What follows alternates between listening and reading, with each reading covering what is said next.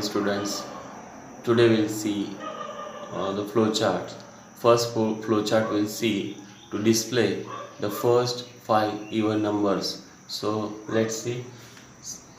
First 5 even numbers: 2, 4, 6, 8, 10. You know even numbers.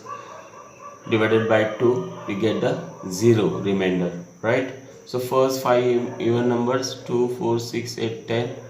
This now to display these numbers 2 to 10, first 5 even numbers, we can start with the flow chart with the terminal symbol.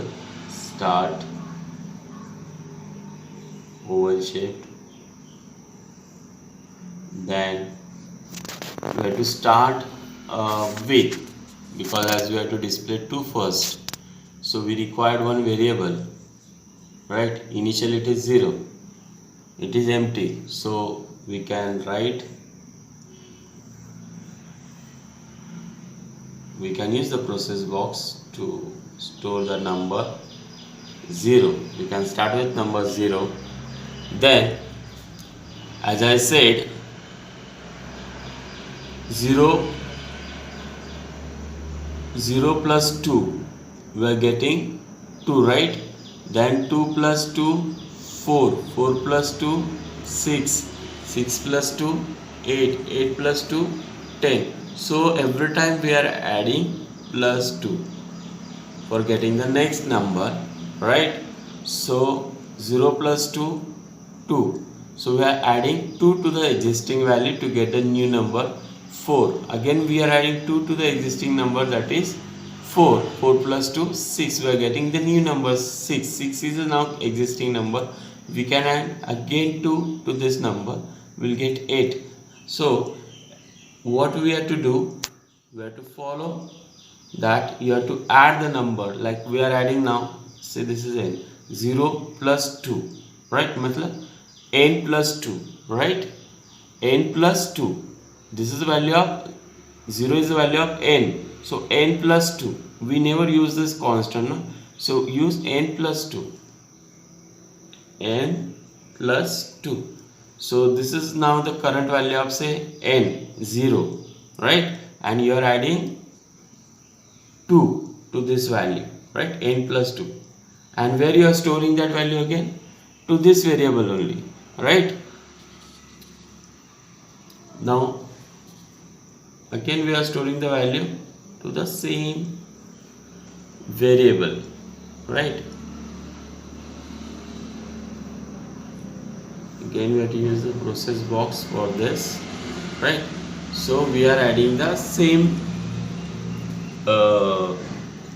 we are adding the 2 to this variable n plus 2, and we are assigning to the same variable. So after adding we will get the new value of n, 2, right? So that 2 we have to display on the output screen. Output screen, we have to display the output, right?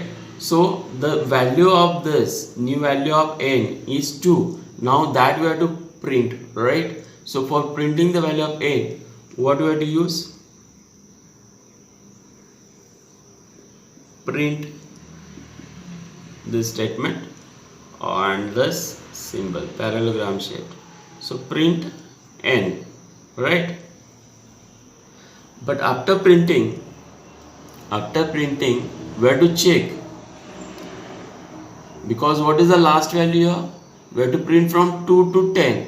So last value is 10. So we know the last value. So every time we'll check after printing, we'll check whether the last value is, say, we have reached till up to the 10 or what. Then what you have to do? For checking this condition, we have to use n. We are comparing now n with the last value. Every time we'll check, we'll keep checking that whether it is less than or equal to 10, whether it is less than 10 or not. Okay, so for this we have to use the decision box. So after printing the value of n, after the printing value of n, that is 2, we'll check it with the, we'll check that value with 10, because the last value of this is 10. So 2 is less than 10. Yes. So we can use this connecting symbol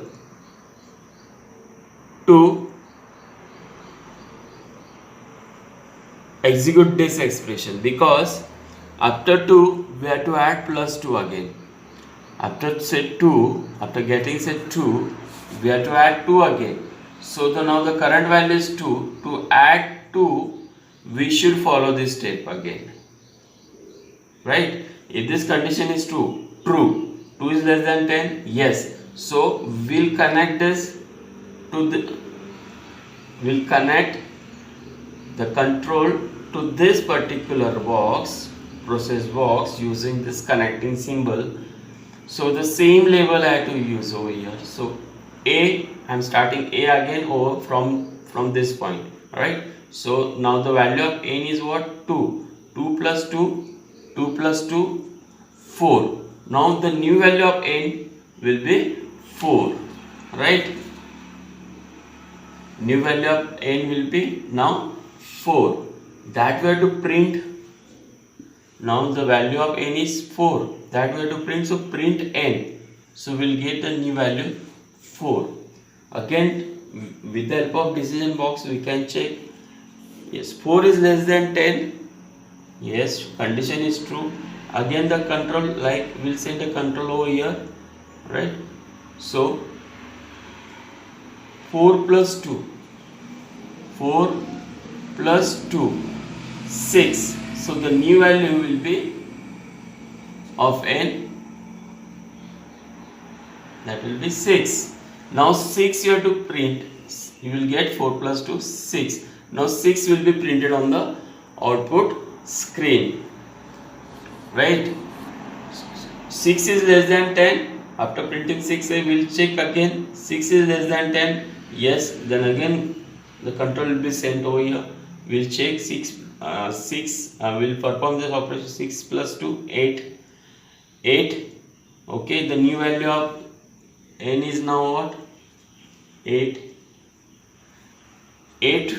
Using this we can print 8. Right. Now 8 is less than 10. Yes. Again the control will be sent to this line. 8 plus 2. 8 plus 2. So the new value will be of n. 8 plus 2, 10. Because this is assignment, no? Assignment operator. We are assigning the value to n. So the new value will be 10. Right? So new value of n is 10. Now to print a 10, print n we are using. So the existing value of n is what? 10. So that will be printed on the output screen after addition. Right? After adding 2. So we'll get n is less than 10. So what is the value of n now? 10. 10 is less than 10? No. 10 is less than 10? No. Then this condition is now false. So n condition is false. No. Then you can stop over here. So we'll get the output. 2, 4, 6, 8, 10. So students, we are seeing here. This flowchart is for displaying the even numbers. Now these two terms, these two outputs are for, say, first is for yes and the second is for no. So after getting the output, we can stop the flowchart because we are given here for the false condition. If it reaches to 10, then we can stop over here. This condition is false, no? So we can stop it. And we can continue this process of addition, of adding 2 every time till it reaches to 10. Okay, got it? Now this is dry run, and this is not for a computer. We are using this flowchart for the for logic, for developing the logics. Before writing the program, before using the editor or the programming language, we can solve the problem on a paper. So after writing the algorithm, after writing the steps in a say in a proper sequence, we can convert those steps into this format, into the pictorial format. Also try the similar flowcharts. Till then, goodbye.